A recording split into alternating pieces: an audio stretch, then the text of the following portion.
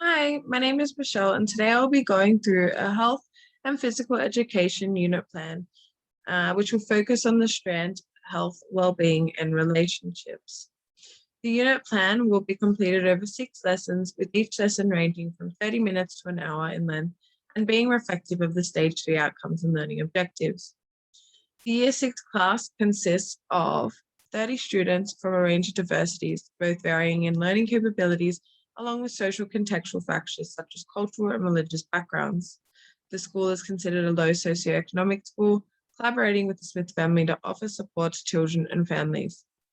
The class is inclusive of 3 Aboriginal and Torres Strait Islander children, 2 students with behavioural difficulties, along with 3 students who have English as an additional language or dialect. Walter and Isaac both have behavioural management plans, which have been implemented by the educator and produced in collaboration with the behavioural therapist or doctor. There are 3 students who excel beyond the national standard, and so additional resources are also made available to further extend and challenge these students. The unit specifically focuses on students developing the knowledge, understanding, and skills important for building respectful relationships, enhancing personal strengths, and exploring personal identity to promote the health, safety, and well-being of themselves and others. Students develop strategies to manage, change, challenges, power, abuse, violence, and how to protect themselves and others in a range of situations. Students develop the knowledge, understanding, and skills to foster their health, safety, and well-being while navigating transition and change in their lives. They explore emotions and how these affect their decisions, behaviors, and relationships. Students develop an understanding of what a respectful relationship looks like and how it feels both in person and online. They practice positive behaviors to enhance relationships and learn strategies to deal with conflict and/or bullying. Some of the outcomes to be assessed are inclusive of a student investigates information, community resources, and strategies to demonstrate resilience and seek help for themselves and others, distinguishes contextual factors that influence health, safety, well-being, and participation in physical activity, which are controllable and uncontrollable, proposes and implements actions and protective strategies that promote health, safety, and well-being, along with physically active spaces, applies and adapts self-management skills to respond to a personal and group situation, selects and uses interpersonal skills to interact respectfully with others to promote inclusion and build connection. Reflective of ACARA, the syllabus outcomes include examine the influence of emotional responses on behavior and relationship, practice skills to establish and manage relationships, investigate the role of preventative health in promoting, maintaining health, safety, and well-being for individuals and their communities. So this is just the breakdown of the 6 lessons. So we have lesson 1, the impact of emotion on relationships. This is a 1-hour lesson. Students will be able to define emotion and critically identify and explain the effects of choices on relationships. They will be able to identify the role they play in affecting both their individual and other people's health and well-being. Students will actively demonstrate the decision-making process and apply it to new situations.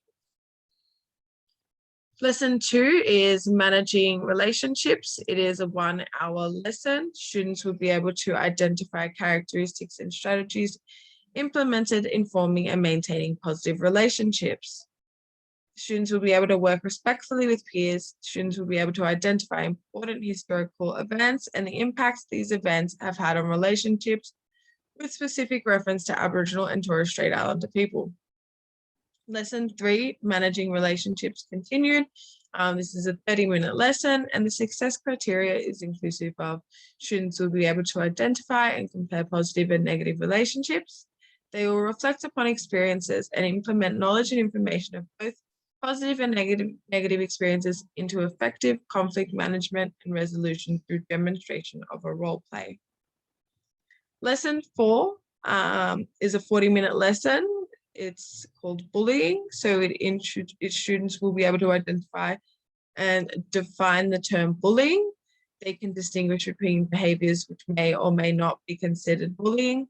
Students will draw comparisons on their experiences in relationships with the bullying characteristics displayed in the YouTube video, allowing for critical reflection and analysis. Students will be able to work collaboratively and implement strategies for conflict resolution management. Then we have lesson number 5, which is cyberbullying. Students will adopt safe practices and plan for personal safety online and ethical use of mobile devices and social media. The final lesson, which is lesson 6, is just a recap of the prior 5 lessons, along with a summative assessment at the end. This is a 40-minute lesson. A range of assessments exist within the unit plan. Diagnostic assessment is used in lesson 1 to 3 as it identifies a starting point, highlighting what students already know or don't know. It also brings forth any discrepancies, allowing for educators to supplement additional resources or scaffolding to students dependent on ability to complete or understand a task. This is most evident in the first lesson as a class discussion and workbook entries document learning for teacher to use when tailoring lesson activities within the lesson plans remaining for the week. Formative assessment is prevalent in most lessons available in lessons 1 to 5. This includes general observation from teacher in all pair work, class collaboration and discussion, along with peer assessments. Peer assessments is an effective strategy for learning as it allows students to be active participants in their learning, an idea prominent of both the work of Vygotsky and Piaget. When completed efficiently, peer assessment improves motivation and engagement, as well as yielding positive impacts on skill development through teamwork, cooperation, and empathy when considering differing perspectives. Vygotsky also highlights the importance of social context and external factors influencing learning, such as peers, families, and educators. Piaget's theory focuses on the internal struggle or disequilibrium of knowledge between what one knows from experience as opposed to new information and an ulterior perspective. These are all effective strategies in assessment and learning. Finally, a summative assessment is completed in both lesson 2 as a homework task and through a short answer quiz in week 6. The purpose of this assessment is to gain insight into the final outcomes of learning, were the student objectives achieved, were the syllabus outcomes being met. 2 appropriate forms of summative assessment are included, and while focused on the specific unit outcome, health, well-being, and relationships, other cross-curricular outcomes are also being measured, such as humanities and social sciences, along with numeracy and literacy. It also examines a cross-curriculum priority, which is Aboriginal and Torres Strait Islander histories and cultures. The PMI offers opportunity for feedback for the educator as it gains an idea of what worked, what didn't, and what could be altered for future lesson planning in order to provide an optimum quality of teaching and scaffolding. Self-reflection is also important as it ties in with the unit idea of well-being and health. The use of ICT devices in the program encourages an improvement retainment of knowledge, as studies have shown technology to increase engagement, participation, and motivation. Inquiry-based learning is also utilized in the homework along with classroom setting, as it is a highly effective means for promoting critical thinking, application of learning through trial and error, and a stimulation of creativity and curiosity, all skills which equip students for life. The sequence of the unit outline allows for progression of knowledge and a smooth transition. It also implements an approach which focuses on the teacher providing information and knowledge, then encouraging learning in a group, followed by individual learning. This approach is essentially I do, we do, and then you do. It offers scaffolding, which ensures further instructional teaching, effective especially for students with learning disabilities or English as a second language. This overall is an intentional teaching strategy which caters to diversity and offers a program inclusive to all learners. Throughout the unit plan, additional resources such as Spiral Dictionary are offered to English as a second language learners, this promoting vocabulary expansion, spelling, and improved writing opportunities and support. Scenarios are picked dependent on capabilities, this ensuring that learners from both ends of the spectrum are being catered for. Risks to consider when completing the unit outline is ensuring smooth and safe transitioning from work areas within the room.